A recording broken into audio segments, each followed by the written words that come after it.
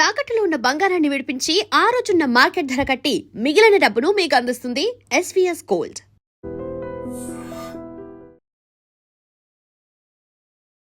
Nineteen 39 and 1945 మధ్యలో ఏదైతే world war 2 జరిగిందో దాని తర్వాత వచ్చిన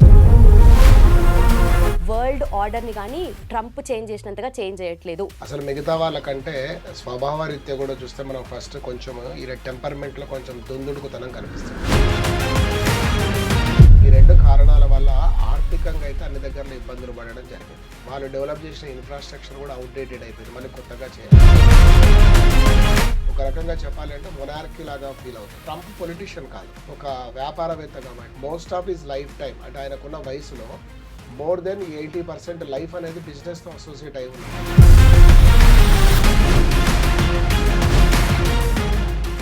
అంటే నెక్స్ట్ ఏం చేస్తాడు ట్రంప్ అని అంటే ఇంకో కంట్రీని ఏమైనా ఆక్యుపై చేస్తాడు, మళ్ళీ వరల్డ్ వార్ లాగా అలాంటి సిచ్యువేషన్స్ ఏమైనా క్రియేట్ చేస్తున్నాడా? మనము రష్యాతో ఆయిల్ కొంటూ ఉంటే తక్కువ రేటుకు వస్తుంది, మనం కొంటున్నాం.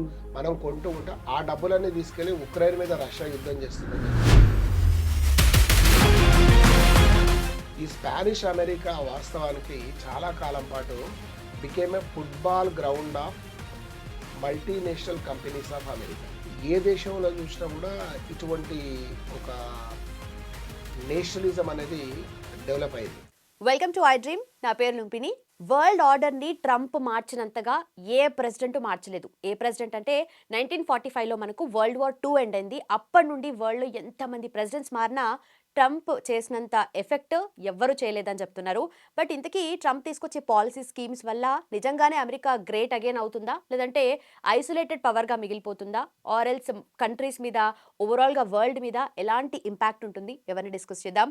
ఈరోజు మనతో పాటు ఉన్నారు UPSC faculty and mentor Mahender Reddy sir. Let's talk to him. Hello sir. Hello. So ఏం నడుస్తుంది ప్రస్తుతానికి అంటే ఎక్కడ చూస్తే ట్రంప్ టాపికే నడుస్తుంది.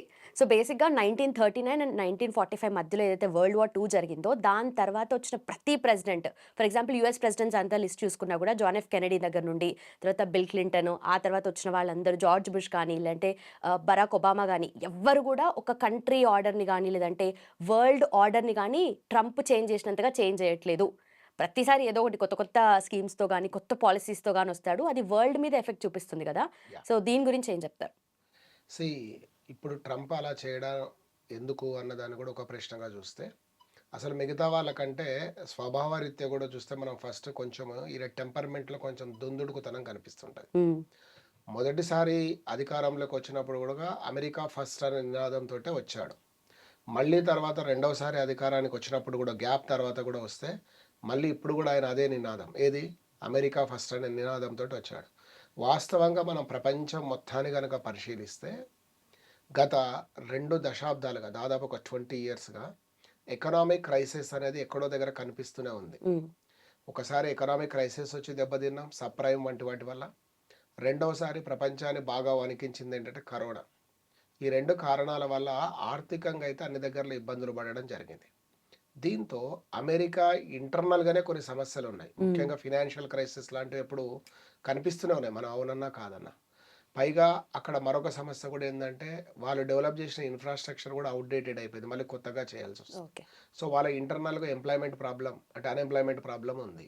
సో ఇవన్నీ వాళ్ళ ఇంటర్నల్ ప్రాబ్లమ్స్ ఉన్నప్పుడు కొన్ని సందర్భాలలో వాళ్ళ ఫోకస్ను డైవర్ట్ చేయడానికి కూడా కొన్ని చేస్తే, దాంతోపాటు ట్రంప్కున్న స్వభావాన్ని కనుక మనం అర్థం చేసుకుంటే ఆయన ప్రపంచానికి అమెరికా అనేది రారాజు, ఆ యొక్క దానికి నేను ఒక రాజును కాబట్టి నేను చెప్పినట్లు అందరు వినాలి. నిజానికి మనం గతంలో మీడియా కానీ మిగతా వాళ్ళు కానీ అమెరికన్ ఏమన్నదంటే పెద్దన్న పాత్ర పోషిస్తాయి. ఇప్పుడు పెద్దన్న పాత్ర కాదు, ఒక రకంగా చెప్పాలి అంటే మొనార్కీ లాగా ఫీల్ అవుతున్నాడు. తను ఒక సార్వభౌమత్వం కలిగిన చక్రవర్తిని ప్రపంచానికి అన్న భావనతోటి ఉన్నాడు. ఎక్కడైతే రిసోర్సెస్ మొత్తం ఆయన, నిజానికి చెప్పాలంటే ట్రంప్ పొలిటీషియన్ కాదు, ఒక వ్యాపారవేత్త కాబట్టి తన ఆలోచనలు అన్నీ కూడా వ్యాపారం చుట్టే తిరిగే అవకాశం ఎక్కువ ఉంటుంది. ఎందుకంటే most of his life time అంటే ఆయనకున్న వయసులో మోర్ దెన్ 80% లైఫ్ అనేది బిజినెస్తో అసోసియేట్ అయి ఉన్నవాడు కాబట్టి అదే కోణంలో థింక్ చేస్తాడు. ఎక్కడ రిసోర్సెస్ బాగా ఉంటే అక్కడ దాన్ని ట్రాప్ చేద్దామని ఎన్నో కారణాలు 100 చెప్పుకుంటూ బయటకు వస్తాడు. కానీ అసలు ఉద్దేశం మాత్రం మొత్తం వ్యాపారం చుట్టే తిరుగుతుందని మనం చెప్పుకోవచ్చు. Okay. So make America great again అంటే ఎకనామికల్లీ అండ్ ఫైనాన్షియలీ ఎక్కువగా గ్రేట్గా ఉండాలి, సో దట్ ఇంకా మళ్ళీ ఎవ్వరు బీట్ చేసేలాగా ఉండొద్దు అని. అంటే వాళ్ళు టెక్నాలజికల్‌గా గూడా అడ్వాన్సే మనమేం కాదనడానికి హ్మ్. లేదు. ఇప్పుడు నిజానికి చెప్పాలంటే చాలా దేశాలతో ముఖ్యంగా భారతదేశం లాంటిదో పోల్చినప్పుడు గూడా దాదాపు వాళ్ళు ఒక 60, 70 ఏళ్ల ముందే ఉన్నారని చెప్పుకోవచ్చు. ఈవెన్ కొంతమంది విమర్శకులు లేకపోతే సద్విమర్శకులు ఇద్దరు చూసినా గూడా చైనానే మనకంటే 20, 30 ఏళ్ళు ముందుందేమో అంటారు. కరెక్ట్. అలాంటప్పుడు అమెరికా డెఫినిట్‌గా ఇంకా అడ్వాన్స్ ఉండే ఛాన్స్ ఉంది. అందులో డౌట్ ఏం లేదు. మొదటి 2 అంటే hmm. First and second world వార్‌లో గూడా America played very important role. Particularly in second world war. ఒక టైంలో చేతులు ఎత్తేసాయి బ్రిటన్ అండ్ ఫ్రాన్స్. ఆ పరిస్థితుల్లో అమెరికా ఎంట్రీ తోటే రిజల్ట్ అంతా కూడా మారిపోయిందన్నది కూడా మనం చెప్తూ ఉంటాం. Right. So, after that they became very powerful. ఇక వాళ్ళని మనం బీట్ చేసే పరిస్థితి లేనంతగా పవర్‌ఫుల్ అయ్యారు. కానీ అది అంటే ఇదేదైనా గ్రోత్ అనేది ఒక స్టాండర్డ్ ఉంటది. దాన్ని దాటిన తర్వాత ఇంకా గ్రోత్ ఉండదు. హ్మ్. ఎగ్జాంపుల్ మీకు అన్నీ ప్రొవైడ్ అయిపోయినాయండి. ఒక కామన్ మ్యాన్‌కో కంట్రీకి లింక్ చేసి చెప్పుకోవాల్సొస్తే చెప్తాను. కామన్ మ్యాన్‌కి ఏముంటది చెప్పు? ఫస్ట్ ఒక ఇల్లు, హ్మ్. ఒక కారు, కంఫర్టబుల్ లైఫ్. ఇది అయిపోయిన తర్వాత ఇగ వాడిని ఫినాన్షియల్ స్టేటస్‌ని బట్టి ఇంక ఏది కొన్నా తక్కువగానే అనిపిస్తది. ఒక మంచి కారు కొన్నాడనుకో పీక్ హ్మ్. బీఎండబ్ల్యూ ఆడే కొన్న తర్వాత మిగతా నెక్స్ట్ ఏం కొంటాడు? కొంటే మళ్ళా వెనక్కొచ్చి హ్మ్.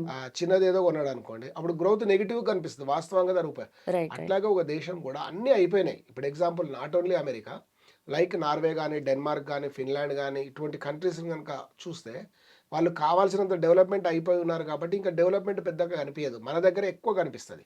సైకిల్ ఉన్నోడు మోటార్ బైక్ కొంటే చాలా పెద్ద గ్రోత్. కానీ ఆల్రెడీ బీఎండబ్ల్యూ ఉన్నోడు ఇంకో కారు కొంటే పెద్దగా గ్రోత్ కనిపియదు హ్మ్. మనకి. హ్మ్. సో, అట్లా వాళ్ళకున్న ప్రాబ్లమ్ గూడా దానిగా మనం చెప్పొచ్చు. సో, ఆల్రెడీ అమెరికా అనేది ఒక డెవలప్‌మెంట్ జరిగి ఉంది. ఓకే. కానీ ఫినాన్షియల్ క్రైసిస్ అనేదైతే స్టార్ట్ అయింది. యూనివర్సల్‌గా వచ్చింది ఆ ప్రాబ్లమ్ అది. ఓకే. అది అమెరికాకున్నది ఒకటే అని చెప్పలేం. Right. Right. So, first Russian oil కొనొద్దు అని చెప్పేసి ఇండియా మీద శాంక్షన్స్ దగ్గర నుండి, తర్వాత ఇప్పుడు టారిఫ్స్ వరకు, అలాగే వెనిజులాని మిడ్‌నైట్ ఒక వాళ్ళ హెడ్ ఒకటి ఆఫ్ ద కంట్రీని స్టేట్ తీసుకురావడము. అసలు దాన్ని అండ్ మళ్ళీ దీంతో పాటు ఇప్పుడు నెక్స్ట్ గ్రీన్‌లాండ్, కెనడా ఇవన్నీ గూడా ఉంటుంటే అంటే నెక్స్ట్ ఏం చేస్తాడు ట్రంప్ అనంటే ఇంకో కంట్రీని ఏమైనా ఆక్యుపై చేస్తాడా? మళ్ళీ వరల్డ్ వార్ లాగా అలాంటి సిట్యుయేషన్స్ ఏమైనా క్రియేట్ చేస్తున్నాడా? లేదంటే ప్రొవోక్ చేస్తున్నాడా అన్నట్టుగా గూడా అనిపిస్తుంది కదా సార్. వాస్తవం. ఫస్ట్ మనం మీరు అడిగిన మొదటి ప్రశ్న మొదటి భాగంలో చూసినప్పుడు రష్యన్ ఆయిల్ విషయాన్ని గనుక చూస్తే యాక్చువల్‌గా రష్యన్ ఆయిల్‌ను మననెందుకు కొనొద్దు అన్నాడంటే, మనము రష్యాతోటి ఆయిల్ కొంటూ ఉంటే తక్కువ రేటుకొస్తుందని మనం కొంటున్నాం. హ్మ్. మనం కొంటూ ఉంటే ఆ డబ్బులన్నీ తీసుకెళ్ళి ఉక్రెయిన్ మీద రష్యా యుద్ధం చేస్తుందని చెప్పాడు. ఓకే. ట్రంప్ ఏకంగా రష్యా యుద్ధమే చేస్తుంది. హ్మ్. ట్రంప్ ఏకంగా ఒక ఇండిపెండెంట్ సావర్నిటీ కలిగిన కంట్రీ వెనిజులాలో ఆ దేశ ప్రెసిడెంట్‌నే మామూలుగా ఒక చిన్నపాటి దొంగనో, లేకపోతే ఎవరైనా ఒక స్మగ్లర్‌నో ఎత్తుకొచ్చినట్టు ఎత్తుకొచ్చేసాడు. హ్మ్. అంటే ఇది ఇంకా అడ్వాన్స్. ఒక రకంగా వార్ చేయలేదు. కానీ కంప్లీట్‌గా అక్కడున్న ఒక దేశాధినేతని తీసుకొని రావడం అనేది చాలా గొప్పగా కనిపిస్తుంది కొందరికి. కానీ హ్మ్. అంత దుర్మార్గమైన చర్య. అసల వేరే దేశం మీద వెళ్ళడము అనేది కాదు. కానీ అసలు ఉద్దేశ్యం అక్కడ లేనిది ఆయిలే. Oil reserves. ఆ! యాక్చువల్‌గా అక్కడున్నది ఆయిలే.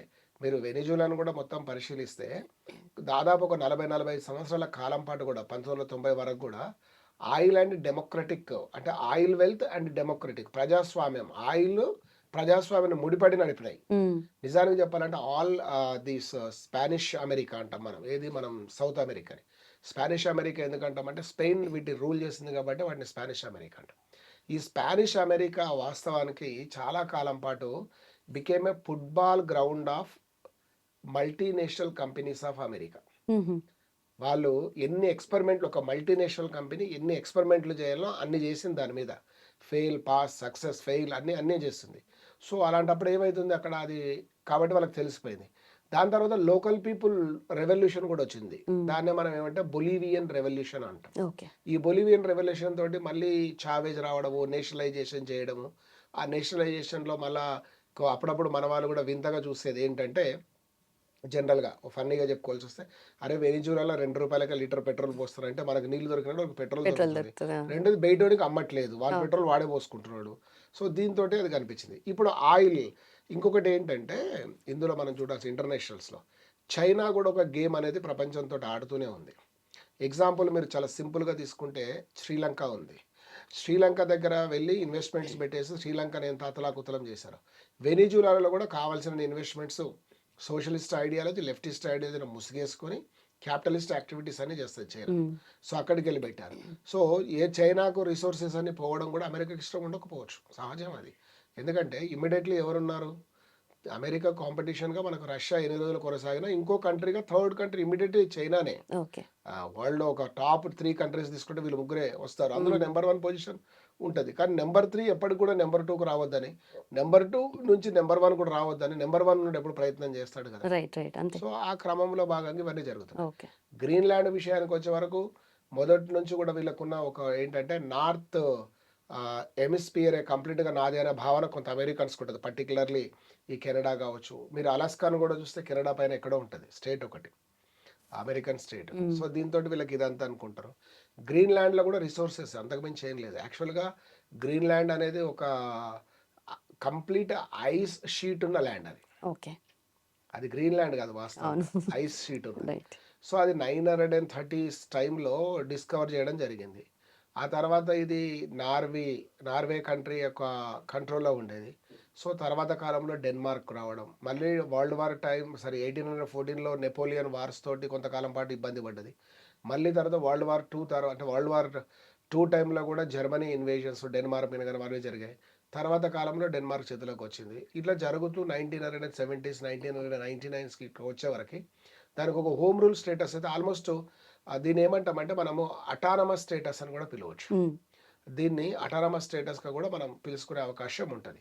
సో, దీంట్లో ఇక్కడ ఇంకా మంచి భాషలో చెప్పాలి పొలిటికల్ టర్మ్‌లో డొమినియన్ స్టేటస్ అంటాం ఒక ఓకే. రకంగా. డొమినియన్ స్టేటస్ అంటే almost complete local government home rule గాని dominion under the control of local people. కానీ డిఫెన్స్ గాని, ఎక్స్‌టర్నల్ అఫైర్స్ గాని డెన్మార్క్ దగ్గరే ఉన్నాయి. హుహు. ఆ 2 కూడా వాళ్ళకు తీసిస్తే ఇది ఇప్పుడు పోయిందనుకున్నాం సింగిల్ కంట్రీ. ఇమ్మీడియేట్‌గా ఎవరు ఆక్యుపై చేయాలంటారంటే నేనే మొత్తం సావరినిటీ తీసుకుంటా. ఓకే. ఒక రకంగా చెప్పాలంటే అది కంట్రీ కాదు. It one of the state in my country అనేటట్లున్నాడు. వాళ్ళ దగ్గర అమెరికా దగ్గర ఉన్న రాష్ట్రాల్లో ఇది ఒక మరో రాష్ట్రం చేసుకుందాం అనేటట్లుగా ఉంది. ఓకే. ఓకే.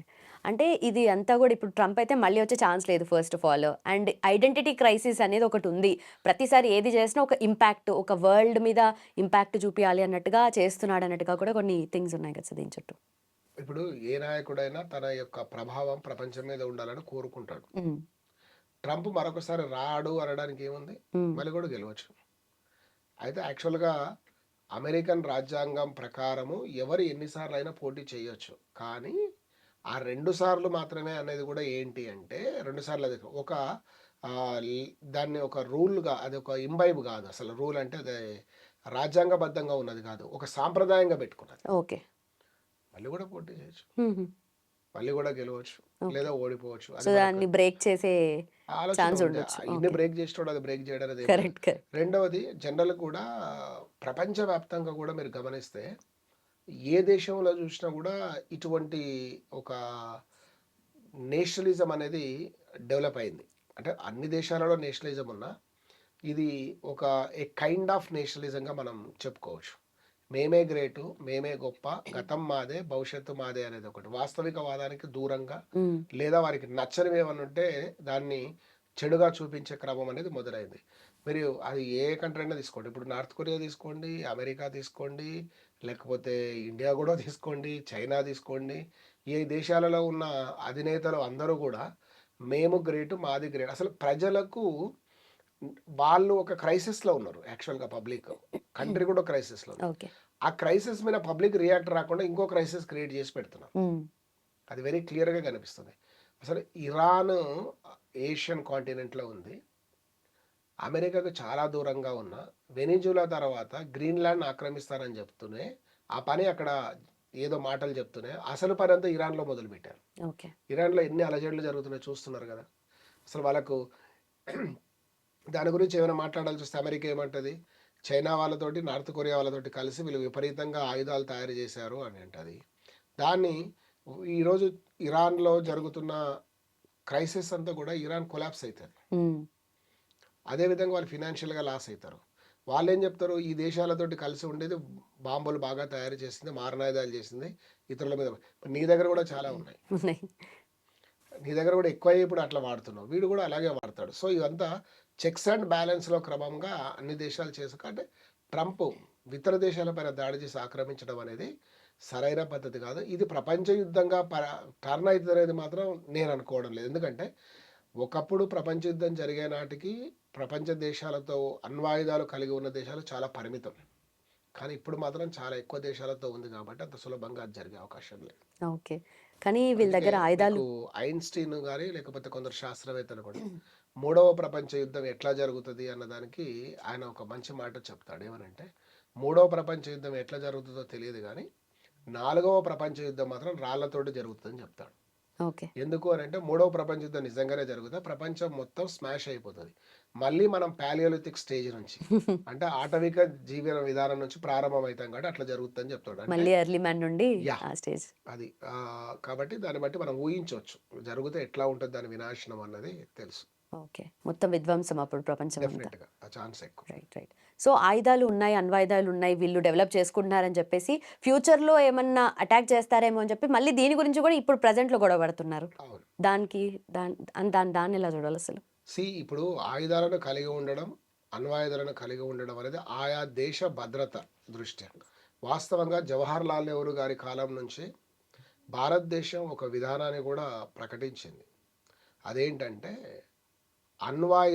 అణుశక్తి అనేది ప్రజా ప్రయోజనాల ఉపయోగానికి ఉండేటట్లు ఉండాలి తప్ప మారణాయుధాలు తయారు చేసుకొని విధ్వంసం చేసుకోవాలన్నది మన ఐడియా కాదు అన్నది. అంటే ప్రపంచ మానవాళికి ఈ రిసోర్సెస్ యూజ్ అయ్యి వాళ్ళు మంచి వే లైఫ్ను లీడ్ చేసేటట్లు ఉండాలి తప్ప దీనివల్ల వాళ్ళ లైఫ్ను పోగొట్టుకునేటట్లు ఉండకూడదు అనుకున్నా. ఎగ్జాంపుల్ ఇప్పుడు న్యూక్లియర్ టెక్నాలజీ తోటి పవర్ను మీరు జనరేట్ చేసి దాని ద్వారా ఎక్కువ మందికి పవర్ ఇవ్వడంతో ఈ ఎలక్ట్రిసిటీ ద్వారా ఇండస్ట్రియల్ డెవలప్మెంట్ కావచ్చు, ఇన్ఫ్రాస్ట్రక్చర్ డెవలప్మెంట్ ఇంకోటి కావచ్చు. కానీ అదే న్యూక్లియర్ డెవలప్మెంట్ చేసేసిన తర్వాత దాన్ని తీసుకెళ్లి బాంబులో వాడడం వల్ల అది వినాశనానికి దారి తీస్తుంది. అంటే ఎప్పుడైనా మానవాళికి ఉపయోగపడే టెక్నాలజీ కావాలి దీంట్లోకి వెళ్ళి కూడా మనం కోరుకున్నాం. కానీ ప్రతి దేశం కూడా మారుతున్న కాల పరిస్థితుల్లో వారి వారి చేతుల్లో వాళ్ళకి ఏముండాలి అని అంటే ఒక చూసాం ట్రంపే ఇప్పుడు బలహీనంగా ఉంది కాబట్టి వెనిజులా అధ్యక్షుని ఎత్తుకొచ్చాడు. మరి అట్లప్పుడు వాళ్ళ సెక్యూరిటీ కోసం వాళ్ళు కూడా కొంత చేసుకోవాల్సిన అవసరం అయితే ఏర్పడుతుంది. అయితే ఈ మారణాయుధాలు బలహీనమైన దేశాలలో ఉన్న ప్రమాదం ఏంటంటే కొంతమంది ఉగ్రవాదుల చేతిలోకి వెళ్ళిపోతే ఏంటన్నది $1 మిలియన్ క్వశ్చన్. అది అసలు అది మనకు తెలియదు. ఇంకా మనం అణ్వాయుధాల దగ్గర ఉన్నాం. ఆల్రెడీ జీవాయుధాలు వచ్చేసినాయి, బయోవార్ అనేది మనం కరోనా చూసాం. అది with really intentionally developed by China and send in to the market అనేది మనకు తెలియదు. అది ఎట్లా జరిగిందో మొత్తానికి అది జరుగుతుంది. బట్ అది ఎప్పటికీ బయటికి రాదు అసలు ఎన్నిసార్లు. ఇంటర్నేషనల్ పాలిటిక్స్ లో కొన్ని రహస్యాలు కూడా దాచాల్సి వస్తుంది కదా. రైట్. కొన్ని ఫరెవర్ సీక్రెట్స్ అయిపోతాయి. అవును. Right sir. ఇప్పుడు ట్రంప్ స్లోగన్ ప్రకారమే చూసుకున్నా కూడా మేక్ అమెరికా గ్రేట్ అగైన్ అనేది చూసుకున్నా నిజంగా ఇతను చేసే పాలసీస్ వల్ల నిజంగానే అమెరికా మళ్ళీ గ్రేట్ అవుతుందా, లేదంటే ప్రపంచం మొత్తానికి ఒక ఐసోలేటెడ్ పవర్ లాగా ఉండిపోతుంది అంటారా? అంటే డిపెండ్ ఆన్ అవర్ పర్సెప్షన్. మనం ఎర్లీగా జ్యోతిష్యం లాగా ఇది జరుగుతుంది చెప్పడానికి ఉండదు. బట్ కొంతకాలానికైతే జరిగే అవకాశం అయితే ఉంటుంది. ఆల్రెడీ అది డెవలప్డ్గానే ఉంది. అదే మనం అట్లనే వాళ్ళు కోల్పోయే అవకాశం కూడా అంతే ఉంది. రైట్. ఎందుకంటే అనేక దేశాలతోటి వ్యాపార లావాదేవీలు దెబ్బతీసుకోవడం. ఎగ్జాంపుల్ ఇండియా మీదనే 25% టారిఫ్ వేసావు, ఆయిల్ కొనొద్దను, ఇంకోటి అన్నావు. ఈరోజు వాళ్ళు ఇరాన్ మీద భారతదేశం మీద పెట్టిన కొన్ని ఆంక్షలతోటి మనం ఇరాన్ దగ్గర డెవలప్ చేసిన చాబహార్ అనే ఓడరేవు నుంచి కూడా మనం విరమించుకోవాల్సి వస్తుంది అన్ని వేల. మరి ఇప్పుడు ఆ చాబహార్ ఓడరేవు డెవలప్ చేసి ఫైనల్ తెచ్చిన తర్వాత అది ఈరోజు మనం వెకేట్ చేస్తే బహుశా చైనా వాడు వాడుకోవచ్చు, మనం ఇంకో ప్రాబ్లం క్రియేట్ చేసుకున్నాం. సో జరిగే దాంట్లో మనకు ఇంటి ముందే వచ్చి కూర్చుంటాడు అంతే, అలాగే జరుగుద్ది. సో మొన్న మనం కూడా విన్నాం, ఇరాన్ మీద దాడికి దిగడానికి వస్తే అమెరికన్ దళాలే ట్రంప్ను వద్దని నివారించినాయి. అంటే ఇది ఎక్కడికో వెళ్తుంది, ఎందుకంటే ఆయుధాలు మారణాయుధాలు అణ్వాయుధాలు ఉన్నాయన్నది చూసాం. సో తను కూడా కొంత తగ్గడం అనేది అవసరం. తప్పదు. అలాగే ట్రంప్ గురించి మాట్లాడితే ఈ మధ్య కాలంలో ఎక్కువగా న్యూస్లో ఉన్నది నోబెల్ పీస్ ప్రైజ్ గురించి కూడా. అంటే ఏంది నోబెల్ పీస్ ప్రైజ్తో తన అబ్సెషన్ ఏంటి? ప్రతిసారి ఏదో రెండు కంట్రీస్ గొడవ పడుతూ ఉంటాయి, మధ్యలో వచ్చి నేనేదో ఆపేశాను అన్నట్టుగా, నేనేదో మీడియేటర్ పాత్ర పోషించాను, మొత్తానికి నా వల్లే ఆగింది కాబట్టి నాకు పీస్ ప్రైజ్ కావాలి అని చెప్పి. అంటే ఎందుకు ఈ కైండ్ ఆఫ్ అబ్సెషన్ ఉంది అతనికి? అయితే ప్రపంచంలో ఒక అత్యుత్తమైన అవార్డులో నోబెల్ ఒకటి. సైంటిఫిక్ డెవలప్మెంట్స్లో ఏ సైన్స్ రాదు కాబట్టి దాంట్లో రాదు. నేను ప్రెసిడెంట్ను ఒక పీస్ ప్రైజ్ రావాలన్నది అదేదో అది వస్తేనే గ్రేట్, లైఫ్ టైం అచీవ్మెంట్ లాగా ఉండిపోతుంది. చాలా మందికి రాలేదు. ఎగ్జాంపుల్ మహాత్మా గాంధీకి రాలేదు, అది అనుకుందాం, సరే కారణాలు వేరే అనుకున్నాం. అట్లా చాలా మంది అధ్యక్షులకు రాలేదు. మ్మ్. అంత మాత్రాన అది తప్పు అని కూడా మనం చెప్పడానికి వీల్లేదు. అయితే ఆయన ఏంటంటే ఇది సైకలాజికల్ డిజార్డర్ కూడా అని చెప్పొచ్చు. ఓకే. ఈరోజు వెనిజులాలో ప్రతిపక్ష నాయకుడి దగ్గర ఉన్న దాన్ని వాళ్ళు ఇచ్చేస్తానురా బాబు కావాలంటే కూడా నార్వే కమిటీ ఏం చెప్పింది, అది నోబెల్ పీస్ కమిటీ, బాబు మేము ఎవరికి ఇచ్చామో వాళ్ళకే చెందుతుంది, మీరు ఒకరి నుంచి ఒకరు గిఫ్ట్ తీసుకున్నంత మాత్రాన నోబెల్ ప్రైజ్ అనేది మీ చరిత్రలో మీ పేరు ఉండదు అని చెప్పింది. బట్ అది ఎంత కైండ్ ఆఫ్ ఒక అంటే ఇంత చిన్నపిల్లల ఎంబారెస్మెంట్ అసలు. నిజమే, అదేంటంటే సైకలాజికల్ డిజార్డర్ అని చెప్తా. స్కూల్ పిల్లలు మాట్లాడినట్టుగా ఉంది, నాకు నోబెల్ ఇవ్వండి, నాకు నీవు చేసిన వర్క్ను వాళ్ళు రికగ్నైజేషన్ చేసి ఇవ్వచ్చు. ఎగ్జాంపుల్ చూస్తే మనం యూసుఫ్ మలాలా ఉంది. సో ఆమెకి చాలా చిన్న 14-15 సంవత్సరాల వయసులోనే వచ్చింది. Because she fought for girls rights, education. నువ్వు అట్లా నిజంగానే మంచి చేస్తే మరి నిజానికి ట్రంపే నోబెల్ పీస్ ప్రైజ్ కోసము 2 దేశాల మధ్య గొడవ పెట్టి ప్రశాంతత తెచ్చి మళ్ళీ నాకే ఇవ్వాలంటున్నాడేమో తెలియదు. భారత్ అండ్ పాకిస్తాన్ మధ్య కూడా ఉద్రిక్తతలు వచ్చిన తర్వాత నేను మీడియేషన్ తగ్గిందంటే మన దేశం కూడా సంవయనం పాటిండొచ్చు. ఎందుకంటే మనం అనుకున్నాం ఇందాక, యుద్ధం అంటూ వస్తే నష్టమే తప్ప లాభం ఉండదు, అని మనం ఎప్పుడు ఆ ఫస్ట్ మూవ్ తీసుకోము. తీసుకోకూడదు. సో అట్లా మనం కూడా సంవయనం పాటించే ఉండొచ్చు. ట్రంపే చెప్పాడని ఏముంది, కానీ మనం కూడా సరిగా ఖండించలేకపోతున్నాం దాన్ని. అది మనకున్న పెద్ద ప్రాబ్లం అది. ఓకే. సో ట్రంప్కి నోబెల్ పీస్ ప్రైజ్ ఇవ్వొద్దు అనడానికి రీజన్స్ ఏమున్నాయంటారు? ఇవ్వాలి అనే అర్హతను సాధిస్తే ఆటోమేటిక్గా వచ్చే అవకాశం పెరుగుతుంది. సో తను చేయాల్సిన కార్యక్రమాలు కూడా ఈ ఇతర దేశాల మీద దాడులు చేస్తూ ఆక్రమించుకుంటూ నాకు పీస్ ప్రైజ్ ఇవ్వడం చాలా హాస్యాస్పదం. అదేంటంటే ఒక మాంసాహారానికి బాగా అలవాటు పడ్డ పిల్లి వచ్చేసి పూర్తిగా ద బెస్ట్ వెజిటేరియన్ అవార్డు నాకే ఇవ్వనట్లుగా ఉంటుంది. ఓకే. అది కుదరదు కూడా కదా. Right sir. అండ్ ఫైనలీ ఇప్పుడు ఈ ట్రంప్ ఎరా అని చెప్పుకోవచ్చు ఆ కంప్లీట్. సో ఈ టైంలో నెక్స్ట్ ఫర్దర్ డెవలప్మెంట్స్ కానీ ఇలాంటి అడ్వాన్స్మెంట్స్ కానీ ఏమైండే ఛాన్సెస్ ఉన్నాయంటారు? అండ్ ఆల్సో కరెన్సీ పరంగా కూడా కొంచెం డిక్లైన్ చూస్తుంది కదా, సో దానికి ఫర్దర్గా ఏం చేయొచ్చు? డెఫినెట్గా ఇప్పుడు మనం చూస్తూ ఉంటే బులియన్ మార్కెట్ విపరీతంగా గోల్డ్ అండ్ సిల్వర్ పెరిగిపోయింది, స్టాక్ మార్కెట్లో కొలాప్స్ అవుతుంది. దాంతోపాటు ఈ ఎక్స్చేంజ్ ఆఫ్ మనీ రేటు కూడా బాగా పెరిగిపోవడం, దాంతోపాటు ట్రేడ్ తగ్గిపోవడం, దీంతో అల్టిమేట్గా మనకు అనిపించేది ఆర్థికాభివృద్ధి తగ్గిపోవడం, దాంతోపాటు నిరుద్యోగం పెరుగుతుంది. దీనివల్ల వివిధ దేశాలలో సామాజిక ఉద్రిక్తలు కూడా, సోషల్ టెన్షన్స్ క్రియేట్ అవుతాయి. మనం ఆ మధ్యకాలంలో చాలా చూసాం, ఆరెంజ్ రెవల్యూషన్, ఎల్లో రెవల్యూషన్, అంటే ఇక్కడ వివిధ దేశాలలో ప్రజలు ప్రజాస్వామ్యం కావాలనుకొని వచ్చిన వాళ్ళు కూడా అబ్బా మళ్ళీ ఇది ఎందుకు వచ్చింది అనేటట్టు చేసే పరిస్థితి మాత్రం మనం తేయకూడదు. సో దాన్ని బట్టి ట్రంపే కాదు, ట్రంప్కు సలహాలు ఇస్తున్న విధాన నిర్ణేతలు కూడా వాళ్ళు కూడా వాళ్ళ ఆలోచన విధానాన్ని మార్చుకుంటే డెఫినెట్గా మంచిగా ఉంటుంది. లేదంటే కొంత డ్యామేజ్ అయితే తప్పకుండా జరుగుతుంది. మనం ఆల్రెడీ దాన్ని ఎక్స్పీరియన్స్ చేస్తూనే ఉన్నాం, చూస్తున్నాం. Right sir. Right. Done sir. Thank you so much and thanks for time sir.